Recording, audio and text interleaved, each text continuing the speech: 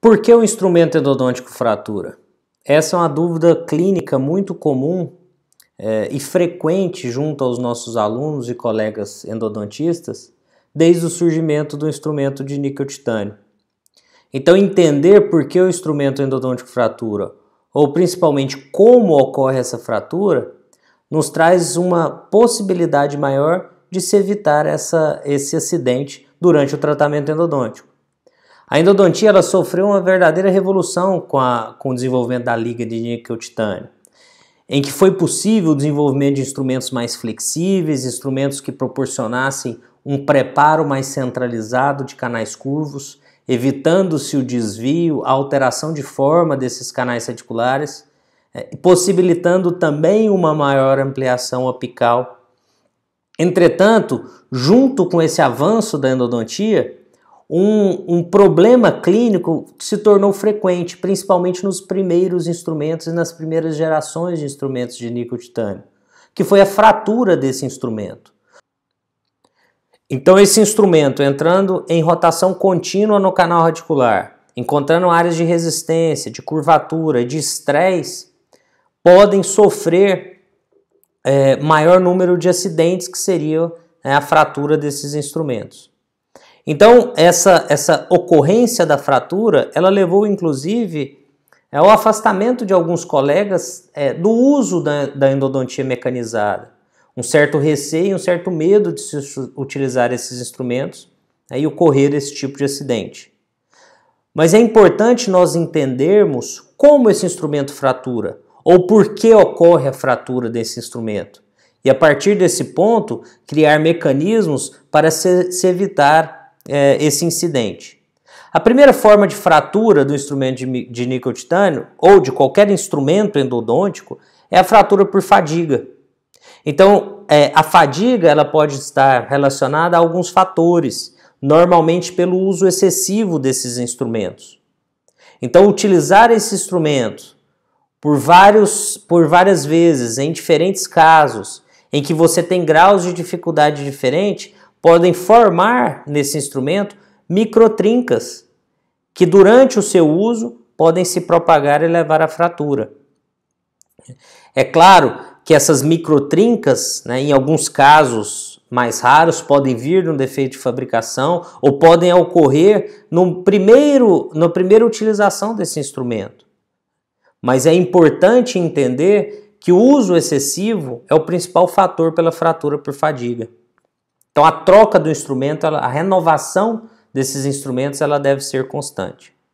Segunda forma de fratura comum do instrumento de níquel-titânio, ou instrumento rotatório, que perfaz uma área curva, que perfaz uma curvatura do canal articular, é a fratura flexural.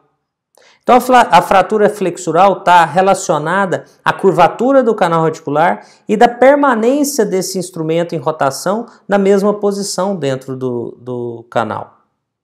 Então, se nós lembrarmos de um fio metálico em que eu faço no mesmo ponto, eu crio uma área de tensão, o mesmo acontece dentro do canal radicular. Então, você cria o mesmo ponto da curvatura, área de tensão intensa no instrumento endodôntico e que pode ocorrer a fratura naquele ponto.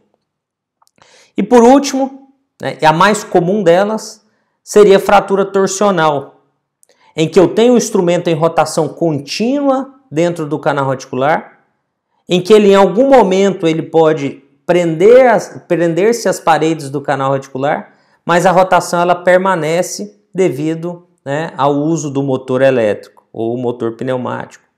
Então o instrumento ele tem a sua ponta presa, mas permanece em rotação, e essa rotação ela leva a uma deformação do instrumento até haver a ruptura. Assim, numa visão em câmera lenta, a gente consegue visualizar melhor essa deformação que ocorre até haver a fratura. Então, a partir do momento em que há imobilização da ponta do instrumento e permanece em rotação, nós temos ali uma deformação até ocorrer o rompimento dessas duas partes do instrumento. Então essas são as três formas mais comuns, ou as três formas em que ocorre a fratura do instrumento de níquel-titânio. E a partir do conhecimento, né, dessas formas de fratura, a indústria, junto com a pesquisa, tem buscado maneiras de se melhorar a eficiência desses instrumentos, mas em contrapartida torná-los mais seguros. Então nós temos movimentos como o movimento reciprocante, que traz uma segurança, uma diminuição maior na fratura por torção, assim como a flexural. Mas eu tenho uma segurança maior do não travamento desse instrumento quanto em rotação. Apesar de perder em efetividade de corte, nós temos um movimento mais seguro. O tratamento térmico dessas ligas de níquel-titânio também tem buscado uma maior flexibilidade desses instrumentos, ganhando, né, uma maior eficiência e principalmente uma maior segurança em canais curvos, evitando-se a fratura por flexão. Entretanto, nós temos que conhecer esses instrumentos de níquel-titânio para que a escolha da minha ferramenta de trabalho ela seja baseada em cada caso clínico, em que eu não tenho um único protocolo para todos, porque eu tenho instrumentos com características importantes para canais extremamente curvos, mas eu tenho outros instrumentos que vão trabalhar melhor em canais com a curvatura menor, em que eu tenho uma eficiência maior desse movimento ou dos instrumentos. Então o instrumento de níquel-titânio ele tem essa alta flexibilidade pela liga, mas ele tem outras características importantes que precisam ser conhecidas pelo clínico. A conicidade é um ponto importante que nós já discutimos com vocês em outro momento.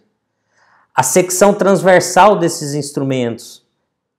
Os instrumentos de níquel-titânio não têm uma padronização, então cada sistema apresenta uma secção transversal diferente e isso influencia diretamente na flexibilidade desse instrumento.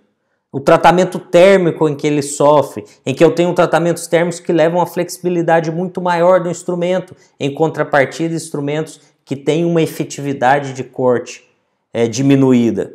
Assim como a rotação contínua oscilatória ou a famosa reciprocante, que se ganha em segurança e se perde em efetividade. E mesmo, né, o uso de instrumentos únicos ou instrumentos sequenciais, que devem ser avaliados caso a caso, em que eu preciso conhecer cada uma dessas características desses instrumentos para que eu possa selecionar para o caso clínico indicado.